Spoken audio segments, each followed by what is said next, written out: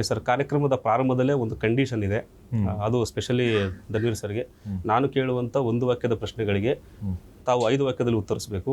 ಅಯ್ಯೋ, ಎರಡನೇದು, ತಾವೇನಾದ್ರೂ 5 ವಾಕ್ಯದ ಉತ್ತರಿಸಿಲ್ಲ ಅಂತಂದ್ರೆ ಆ ಪ್ರಶ್ನೆ ಮತ್ತೆ ಕೇಳಲಾಗುತ್ತೆ.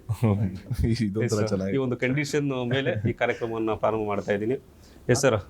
ವಾಕ್ಯದಲ್ಲಿ ಹೇಳಿದ್ರೆ ಒಂದು ಮೈನಸ್ ಮಾಡ್ತೀರಾ ಪ್ರಶ್ನೆ? ಮೈನಸ್ ಆಗಲ್ಲ ಸರ್, ಆ್ಯಡ್ ಆಗುತ್ತೆ, ಆ್ಯಡ್ ಆಗ್ತಾ ಹೋಗುತ್ತೆ.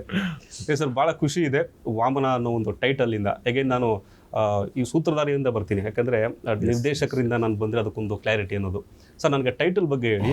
ಟೈಟಲ್ ಅಲ್ಲಿ ನೋಡ್ತಾ ಇದ್ದರೆ ಕೆಳಗಡೆ ಒಂದು ಪಾದ ಇದೆ, ಆ ಪಾದದ ಬಳಿಂದ ಸ್ಟಾರ್ಟ್ ಆಗುತ್ತೆ. ವಾಮನ ಅಂತಕ್ಕಂಥದ್ದು ಪುರಾಣಗಳಲ್ಲಿ ಕೇಳಿರುವಂಥದ್ದು, ನಾವು ತುಂಬ ಚಿಕ್ಕ ವಯಸ್ಸಲ್ಲಿ ಕೇಳ್ಕೊಂಡು ಬೆಳೆದಿರೋದು. ಆ ವಾಮನ ಅನ್ನೋ ಟೈಟಲ್ ಬಗ್ಗೆ ಮಾತಾಡೋದಾದರೆ ಸರ್? ವಾಮನ ಅಂದರೆ ನೆನಪಿಗೆ ಬರೋದು ಏನಂದರೆ ವಿಷ್ಣು ಪರಮಾತ್ಮಂದು 5ನೇ ಅವತಾರ. ಮತ್ತು ಇನ್ನೊಂದು ನೆನಪಿಗೆ ಬರೋದು 3 ಹೆಜ್ಜೆ.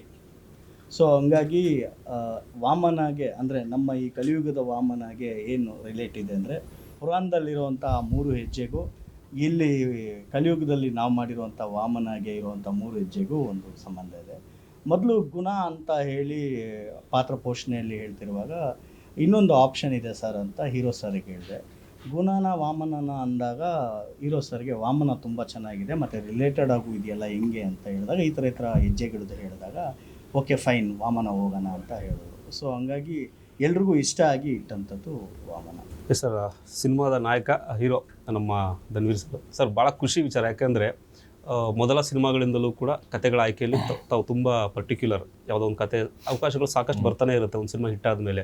ಅದೆಲ್ಲವನ್ನು ದಾಟಿ ಕತೆಗೆ ಪ್ರಾಮುಖ್ಯತೆಯನ್ನು ಕೊಟ್ಟು ಕತೆನ ಆಯ್ಕೆ ಮಾಡ್ಕೊಳ್ಳೋದಿದೆಯಲ್ಲ, ಅದರಲ್ಲೂ ಪ್ರಮುಖವಾಗಿ ವಾಮನ ಅಂತಕ್ಕಂಥ ಕಥೆಯನ್ನು ಯಾವ ಟೈಮಲ್ಲಿ ಯಾವ ಒಂದು ಹುಕ್ಕು ನಿಮಗೆ ಇದು ಮಾಡಬೇಕು ಗುರು ಅಂತ ಸಿನಿಮಾ ಅನಿಸಿದ್ದು? ಇಲ್ಲ ಸರ್, ನೀವು ಹೇಳ್ದಂಗೆ ನಾನು ಪ್ರತಿಯೊಂದು ಸಿನಿಮಾನೂ ವಿಭಿನ್ನತೆನ ಇಷ್ಟಪಡ್ತೀನಿ. ಪ್ರತಿಯೊಂದು ಪಾತ್ರ ಮಾಡ್ಬೇಕಾದ್ರೂ ಅಂದರೆ ನಾನು ಯೂಶ್ವಲಿ ಸ್ಕ್ರಿಪ್ಟ್ಸ್ ಸೆಲೆಕ್ಟ್ ಮಾಡ್ಬೇಕಾದ್ರೆ ಅದೊಂದು ಸೋಷಿಯಲ್ ಮೆಸೇಜ್ ಇರಬೇಕು ನಾವು ಏನೇ ಮಾಡ್ಬೇಕಾದ್ರೆ. ಸೊ ಆ ಥರ ನಾನು ತುಂಬ ಪಿಕ್ಕಿ ಆಗಿರ್ತೀನಿ. ಸೊ ನಮಗೆ ಶಂಕರ್ ಸರ್ ಹಳೆ ಪರಿಚಯ ಆಗಿರೋದು ಒಂದ್ಸತಿ ಒಂದು ಸ್ಕೆಲಿಟನ್ ಹೇಳಿದ್ರು ಒಂದು ಚಿಕ್ಕದಾಗಿ. ಸೊ ಇಲ್ಲ ಇದೇನೋ ಡಿಫ್ರೆಂಟ್ ಆಗಿದೆಯಲ್ಲ ಅಂದರೆ ಮಾಸ್ ಸಿನಿಮಾ ಅಂತ ಯೂಶ್ವಲಿ ಹೇಳಿದೆ, ಬಟ್ ಅಲ್ಲೇನೋ ಒಂದು ಡಿಫ್ರೆಂಟ್ ಇತ್ತು ನನಗೆ. ಸೊ ಆಯಿತು ನಿರ್ದೇಶಕರೇ, ಒಂಚೂರು ಇದನ್ನು ರೆಡಿ ಮಾಡಿ ನೋಡಿ, ಹೆಂಗೆ ಮಾಡ್ಬೋದು ಪ್ಲ್ಯಾನ್ ಮಾಡೋಣ. ಒಂದು 2 days ಟೈಮ್ ತೊಗೊಂಡು ರೆಡಿ ಮಾಡಿ ಹೇಳಿದ್ರು. ಓ ಇಲ್ಲ, ಇದು ತುಂಬ ಚೆನ್ನಾಗಿದೆ ಅಂದ್ಬಿಟ್ಟು ಅವಾಗ ಪ್ಲ್ಯಾನ್ ಮಾಡಿದ್ದು ನಾವು. ವಾಮನ ಇಲ್ಲ, ಇದು ಮಾಡುವ ಸಿನಿಮಾ ತುಂಬ ಚೆನ್ನಾಗಿದೆ. ಜೊತೆಗೆ ಒಂದು ಬಲವಾದ ರೀಸನ್ ಇತ್ತು. ಈ ಗುಣ ಅನ್ನೋ ಕ್ಯಾರೆಕ್ಟರ್ ಏನಿದೆ, ಒಂದು ಒಳ್ಳೆ ಗುಣನ ಕೆಟ್ಟ ಗುಣನ ಅಥವಾ ಒಳ್ಳೆ ಗುಣದಿಂದ ಕೆಟ್ಟವನಾಗ್ತಾನೆ, ಕೆಟ್ಟ ಗುಣದಿಂದ ಒಳ್ಳೆಯವನಾಗ್ತಾನೆ ಅನ್ನೋದಕ್ಕೊಂದು ಬಲವಾದ ರೀಸನ್ ಇದೆ. ಸೊ ಆ ಉದ್ದೇಶ ನಂಗೆ ತುಂಬ ಇಷ್ಟ ಆಯಿತು. ಸೊ ಅದಕ್ಕೋಸ್ಕರ ಮಾಡೋಣ ಅಂತ ಪ್ಲಾನ್ ಮಾಡಿದ್ವಿ. ಕಂಪ್ಲೀಟ್ ಮಾಡ್ತಾರೆ ಸರ್. ನಿಮ್ಮ ಒಂದು ಈ ಸಿನಿಮಾದ ಬಗ್ಗೆ ನೀವು ಪ್ರಾಸಪದಗಳ ಮೂಲಕ ಪ್ರಾರಂಭ ಮಾಡಿ ಸರ್. ಅಯ್ಯೋ, ಅದೇನು ಪ್ರಾಸಲ್ಲಿ ಮಾತಾಡಬೇಕು ಅಂತ ಮಾತಾಡೋಲ್ಲ, ಗೊತ್ತು ನಮಗೆ, ಅದು ಆಟೋಮೆಟಿಕ್ಲಿ ಬರುತ್ತೆ. ಅದೇ ಬೇಕು ಅಂತ ಏನೋ ಒಂದು ಹೇಳಿ, ವಾಮನ ಅಥವಾ ಏನೋ ಒಂದು ಅಲ್ಲ, ಅದೇ ಅವ್ರು ಹೇಳ್ದಂಗೆ ಇದ್ರಲ್ಲಿ ಅವರು ಕ್ಯಾರೆಕ್ಟರ್ ಹೆಸರು ಗುಣ, ಅವ್ರ ಸದ್ಗುಣ ಮತ್ತೆ ನನ್ನ ದುರ್ಗುಣ ಎಲ್ಲವೂ. ಸೊ ಅದ್ರ ಮೇಲೆ ಒಂದು ಕತೆ ಮಾಡಿದ್ದಾರೆ ಸರ್, ಕೆಲಸ ಮಾಡಿದ್ವಿ. ಹೆಂಗಿತ್ತು ಸರ್ ಎಕ್ಸ್ಪೀರಿಯನ್ಸ್? ತುಂಬಾ ಚೆನ್ನಾಗಿ. ನಾನು ಅದನ್ನೇ ಮೊನ್ನೆ ಹೇಳಿದ್ನಲ್ಲ, ಅದೇನದು ವಾಮನ days are my golden days because I was with a golden man. ಅದ್ಭುತವಾಗಿತ್ತು, ತುಂಬ ಚೆನ್ನಾಗಿತ್ತು, ತುಂಬ ಖುಷಿಲಿ ಕೆಲಸ ಮಾಡಿದ್ವಿ.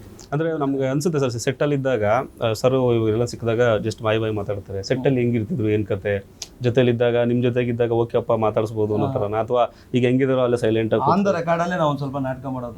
ಭಯ ಏನಾದ್ರು ಹೆಚ್ಚು ಕಮ್ಮಿ ಆಗ್ಬಿಟ್ರೆ ಇನ್ನೇನೋ ಆಗುತ್ತೆ. ತುಂಬ ಚೆನ್ನಾಗಿ, ತುಂಬ ಪ್ರೀತಿಯಿಂದ. ಇಲ್ಲಾದ್ರೂ ಒಂಚೂರು ಅವೆಲ್ಲವೂ ಮೇಂಟೈನ್ ಮಾಡಬೇಕಾಗುತ್ತೆ.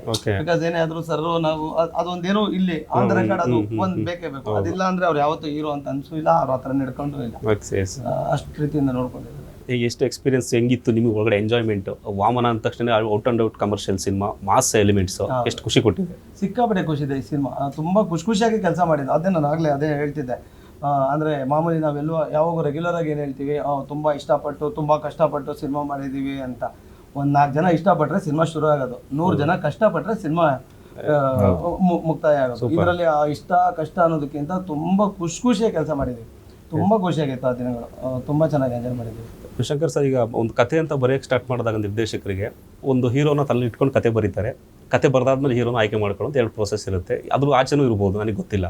ಹೇಗೇನು ಈ ಕತೆ ಬರೀಬೇಕಾದ್ರೇ ಧನ್ವೀರ್ ಅವರೇ ಬೇಕು ಅಂತ ಬರೆದಿದ್ದ, ಅಥವಾ ಈ ಕಥೆಯನ್ನು ಬರೆದಾದ್ಮೇಲೆ ಧನ್ವೀರ್ ಸರ್ ಬೇಕು ಅಂತ ಆಯ್ಕೆ ಮಾಡ್ಕೊಂಡಿದ್ದ? ಒಂದು ಸ್ಟ್ರಾಂಗ್ ಬಿಲೀವ್ ಇದ್ದಿದ್ದೇನು ಅಂದರೆ, ಫಸ್ಟ್ ಸಲ ಧನ್ವೀರ್ ಸರ್ನ ನಾನು ಭೇಟಿಯಾದಾಗ ನನ್ನನ್ನು ನಿರ್ದೇಶಕರೇ ಅಂತಲೇ ಕತೆ. ಇವಾಗ ಅವ್ರು ಹೇಳ್ತಾ ಇರೋದು, ನಾನು ಹೇಳ್ತಾ ಇರೋದು ವಾಮನ ಶುರು ಆಗೋಕ್ಕೆ ಮುಂಚೆ. ಅಂದರೆ ಸರ್ಗೆ ನಾನು ಕತೆ ಹೇಳಿದಾಗ ಬರಹಗಾರ ಅಂತ ಗೊತ್ತಿತ್ತು, ಬಟ್ ನಾನು ಕತೆ ಹೇಳಿ ಮುಗಿಸಿದಾಗ ನಿರ್ದೇಶಕರೇ ಅಂತ ಹೇಳಿದ್ರು. ಅಂದರೆ ಸ್ಟ್ರಾಂಗ್ಲಿ ಅವ್ರು ಬಿಲೀವ್ ಮಾಡಿದ ವಿಧ, ಆ ಥಾಟ್ ಪ್ರೊಸೆಸ್ ಏನು ಮಾಡಿಬಿಡ್ತು ನನಗೆ. ಅವ್ರಿಗೆ ಏನಾದರೂ ಒಂದು ಅಂದರೆ ನನಗೊಂದು ಕಾನ್ಫಿಡೆನ್ಸ್ ಇತ್ತು. ಒಂದು ಕತೆ ಮಾಡ್ಕೊಂಡು ನಾನು ಅವ್ರ ಹತ್ರ ಹೋದರೆ ನನಗೆ ಡೈರೆಕ್ಟ್ರ್ ಮಾಡ್ತಾರಪ್ಪ ಇವರು, ಸೊ ಅನ್ನೋವಂಥ ಬಿಲೀಫ್ ಇದ್ದಿದ್ದರಿಂದ ನನಗೆ ಸಿಕ್ಕಂತ ನಾನು ಬರೆಯೋದಕ್ಕೆ ಅಲ್ಲಿ ಇಲ್ಲಿ ಎಲ್ಲ ಹೋಗೋವಾಗ ವಾಮನನ ನಾನು ಡೆವಲಪ್ ಮಾಡ್ತಾ ಬಂದೆ. ಸೊ ಯಾವಾಗ ಡೆವಲಪ್ ಮಾಡ್ತಾ ಬಂದ್ರೇನು ನನಗೆ ಆ ಧನ್ವೀರ್ ಸರ್ದು ಇಮೇಜ್ ಕಾಣಿಸೋದು. ಲಕ್ಕೀಲಿ ಅವ್ರ ಕಡೆಯಿಂದ ನನಗೆ ಕಾಲ್ ಬಂದಿದ್ದು, ದೆನ್ ಅವರು ಅದನ್ನು ಕೇಳಿದ್ದು, ಒಪ್ಪಿದ್ದು ಎಲ್ಲನೂ ಒಂದು ಮಿರಾಕಲ್ ಅಂತಲೇ ಹೇಳ್ಬೋದು. ಸೊ ಹಂಗಾಗಿ ಧನ್ವೀರ್ ಸರ್ಗಾಗಿ ಅಂದರೆ ಧನ್ವೀರ್ ಸರ್ಗಾಗಿನೇ ವಾಮನ. ಸೂಪರ್.